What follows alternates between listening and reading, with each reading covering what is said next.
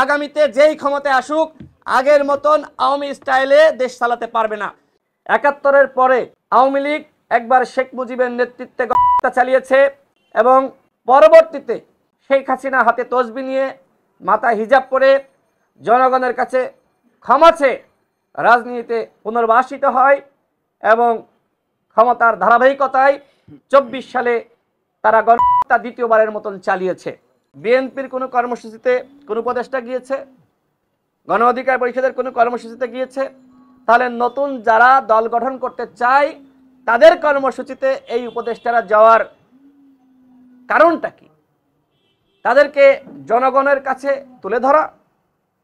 আমি আগেও বলেছি, এখনো বলছি, অন্তর্বর্তীকালীন সরকারের কোনো উপদেষ্টা কিংস পার্টির ব্র্যান্ড অ্যাম্বাসেডর হতে পারবে না, স্পষ্ট কথা।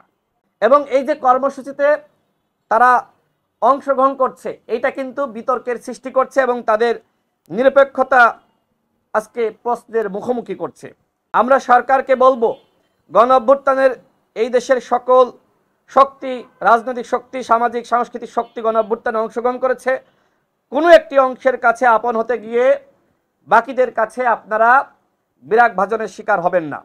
নতুন যারা দল গঠন করতে চায় আমরা তাদেরকে সাধুবাদ এবং স্বাগত জানাই।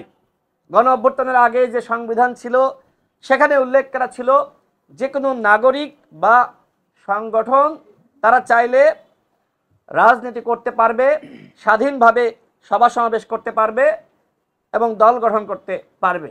আমরা নতুন দলকে স্বাগত জানাই। তবে এই উপদেষ্টাদের পৃষ্ঠপোষকতায়, সহযোগিতায়, আশীর্বাদে নতুন কোনো দল গঠিত হলে এই উপদেষ্টারা নিজেদের বর্তমান অবস্থা এবং আস্থা ভরসা জনগণের কাছে হারাবে। রাজনৈতিক নেতৃত্বের প্রতি মানুষের অতীতে অনাস্থা ছিল এবং এই আস্থার জায়গাটা যদি ফিরিয়ে আনতে হয় তাহলে কিন্তু এই সরকার যে সংস্কার করতে চায় এই সরকারের মাধ্যমেই তো আসলে পুরোপুরি সংস্কার করা সম্ভবপর নয়।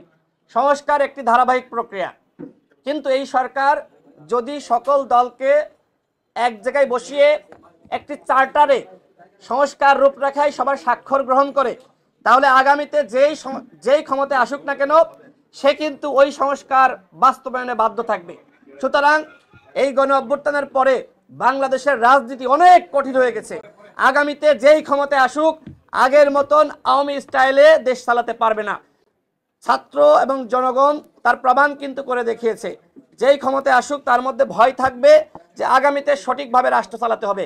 আমি মনে করি যেহেতু রাজনৈতিক নেতৃত্বের ভিতরে সংস্কারের বিষয়ে ইতিবাচক মনোভাব আমরা দেখতে পাচ্ছি, সুতরাং রাষ্ট্র সংস্কার হবেই। আগামীতে যে ক্ষমতায় আসবে সে রাষ্ট্র সংস্কার করতে বাধ্য হবে।